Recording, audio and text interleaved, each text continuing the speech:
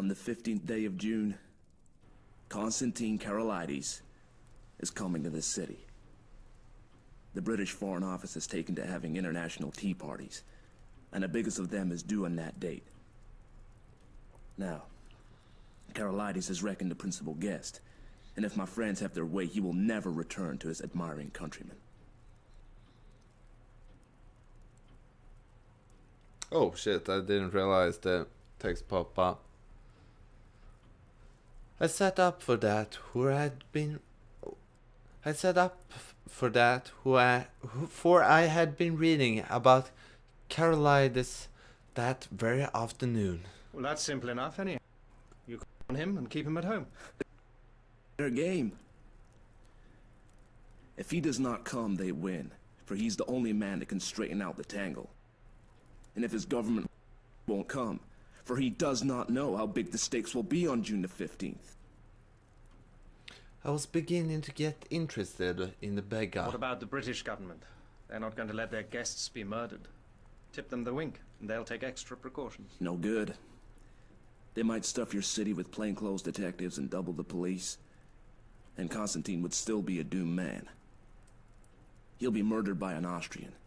And there'll be plenty of evidence to show the connivance of the big folk in Vienna and Berlin. It will all be an infernal lie, of course, but the case will look black enough to the world. But it's not gonna come off if there's a certain man alive right here in London on the 15th day of June.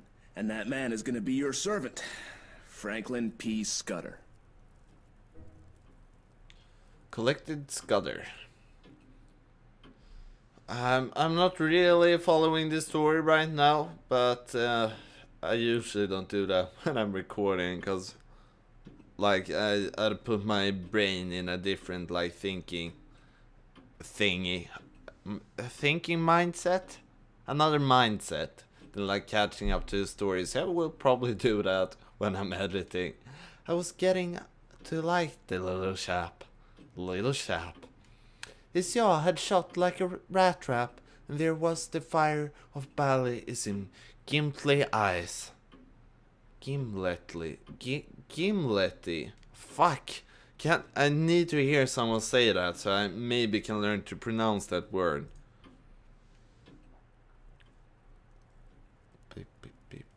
Where did you find out this story? I completed my evidence 10 days ago in Paris. I can't tell you the details now, for it's something of a history. But when I was quite sure in my own mind, I judged it my business to disappear. And I reached this city by a mighty queer circuit. Till yesterday I thought I had muddied my trail some, and was feeling pretty happy. Then... the recollection seemed to upset him, and he gulped down some more whiskey. Then I saw a man standing in the street outside this block.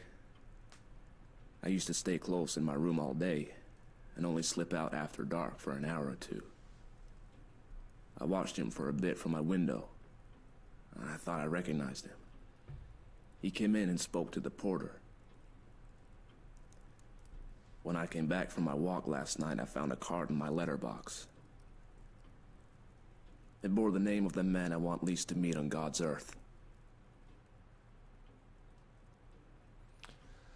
I think that the look in my companion's eyes, the sheer naked scare on his face, completed my conviction of his honesty. What did you do next?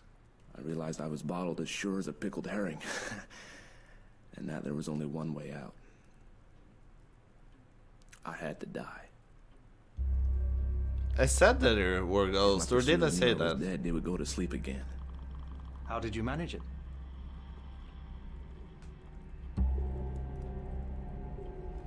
So, he's not talking about like faking his death. He's actually a ghost. Both of them are.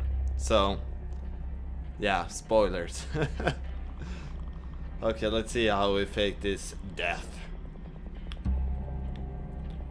Or, oh wait, he got an I got a pretty American accent overall. I don't know, a mix of everything. It's very basic. Oh. I told the man who valued me that I was feeling pretty bad. I got myself up to look like death.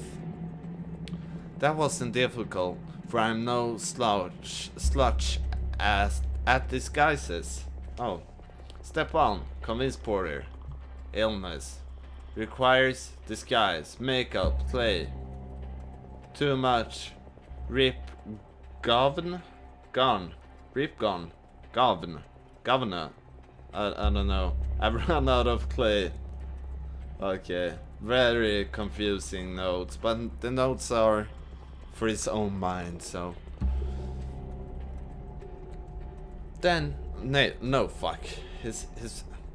Then I got a corpse. No, fuck. Stop being British, you bastard. Then I got a corpse.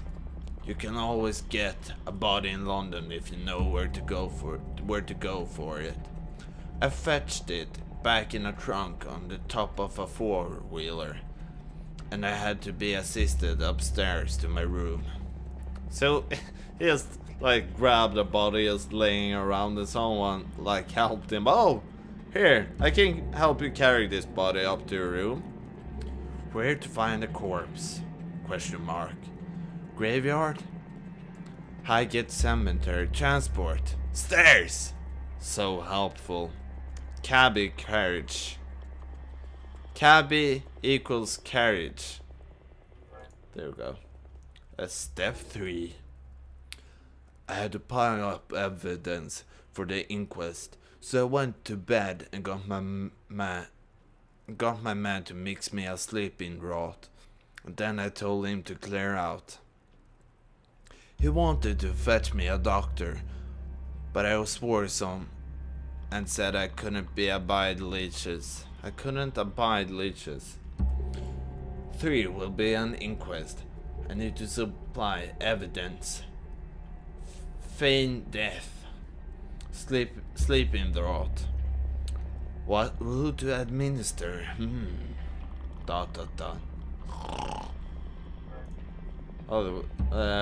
Step 4.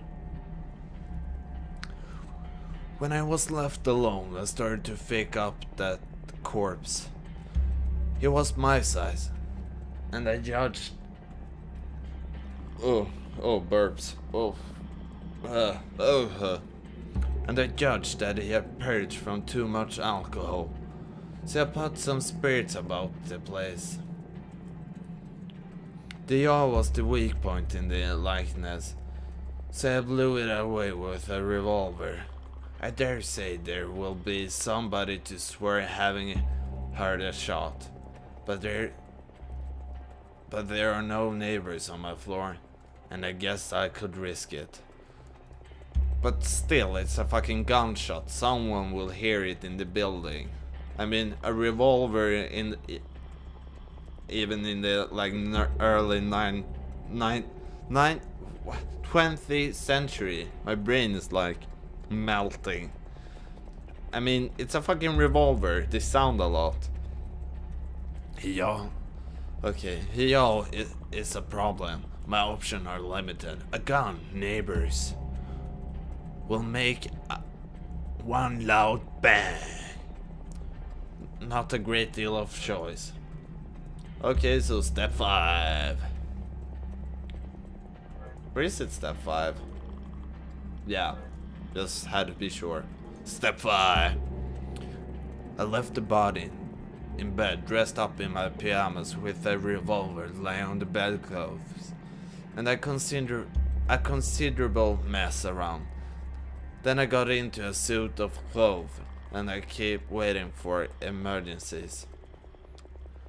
I didn't dare shave for fear of leaving tracks, and besides, it wasn't any kind of use me trying to get into the streets. The like sentences is really weird to me, because it's like old English. I'm not really used to reading that. Final checklist.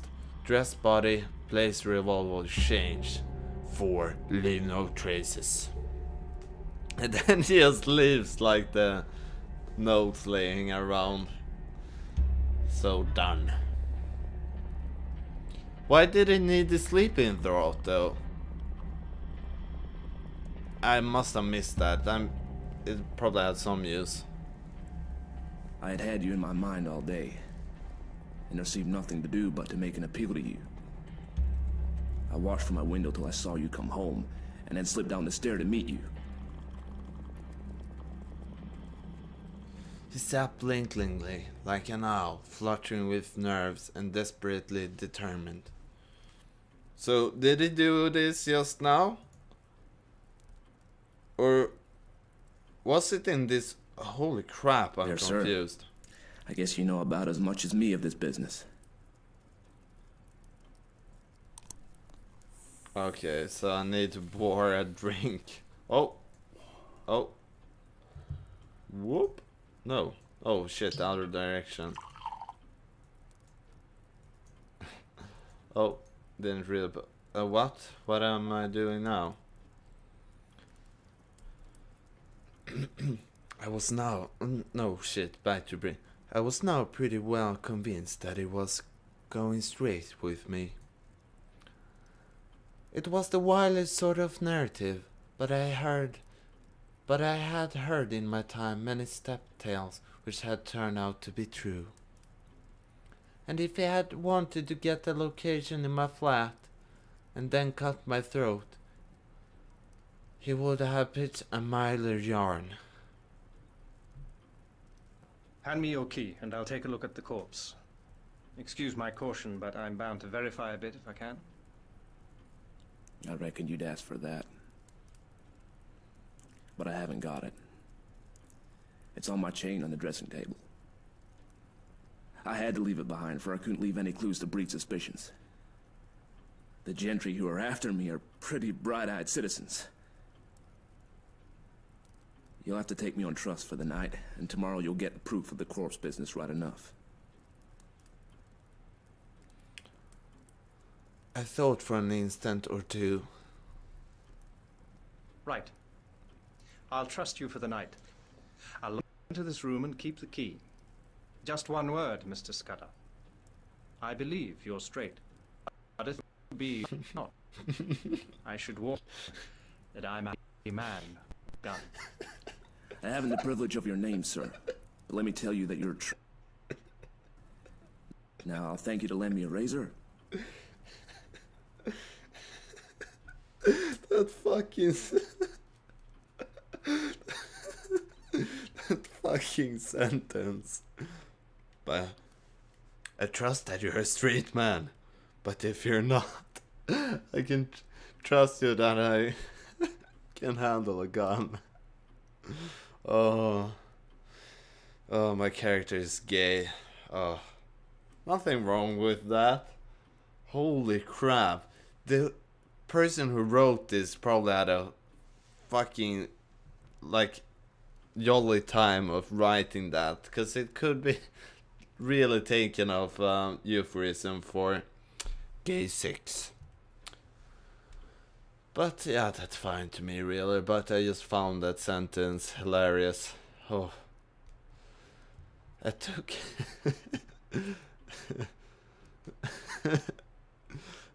I took him into my bedroom and turned him loose.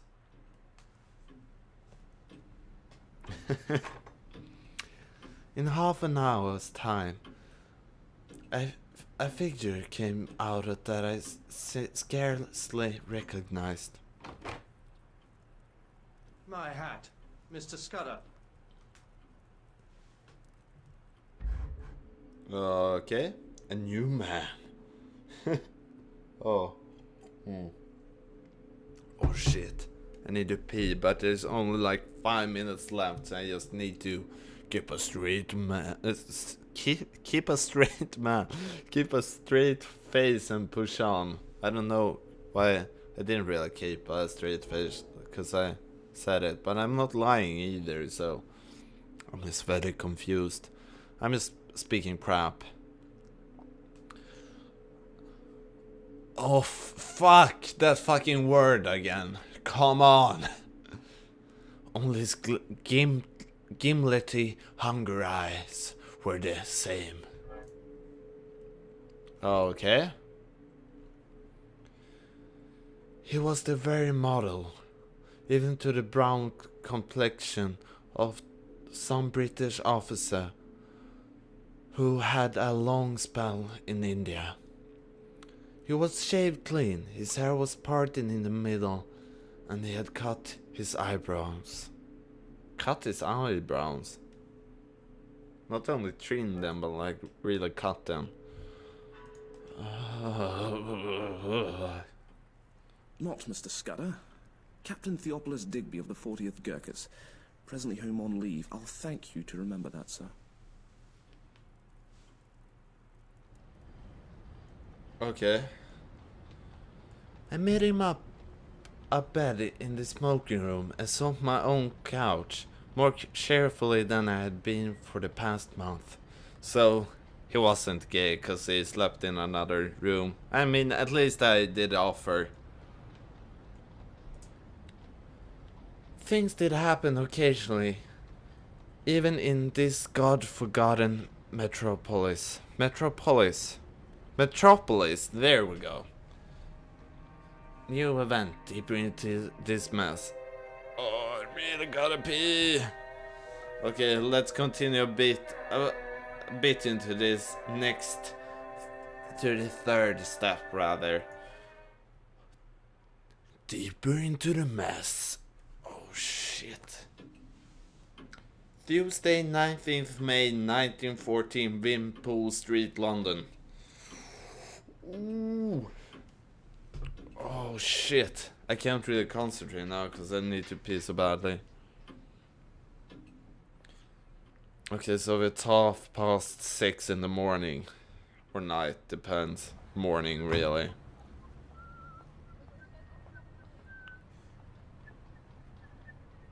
What was that? Main carriage. So 7:30 in the morning.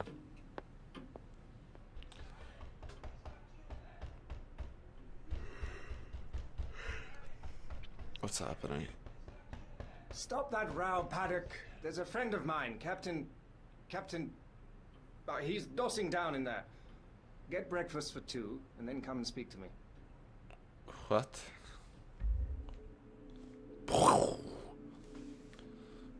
Paddock. Curter. He had about as much gift of the gab as a hippopotamus. That's a hippo. And was not a great hand at valeting, but I knew I could count on his loyalty. Acquaintances. Or just acquaintance, a acquaintance.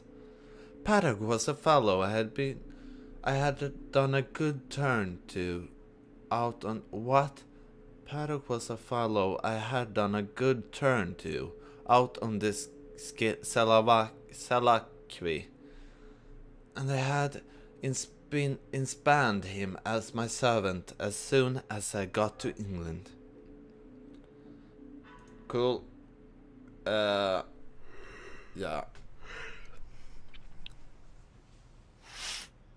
Oops. I'm invisible again.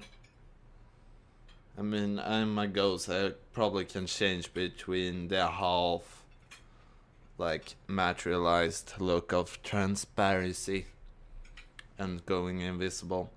I told Paddock a fine story about how my friend was a great swell, with his nerves pretty bad from overwork, who wanted absolute rest and stillness. Nobody had gotten to know he was here, or he would be besieged by communications from the India office and the Prime Minister, and his cure will be ruined. Yeah, I think that's it. That's about an hour. So I've spent an hour with the 39 steps, and I don't know, I mean, it's a pretty decent game. I probably could. It seems to take a lot to get through with, and it probably takes a while to get into the story a lot. So I don't know, maybe one day I will play through this by myself, but not today, because I got other games, other great games to spend time with. I don't know if I will call this great, but it seems pretty good if you're into this sort of game, like story-based, novel thingy-based thing. Yeah, so yeah, goodbye. I'm gonna go and have a pee. And yeah, that's about it. Thanks for watching and goodbye.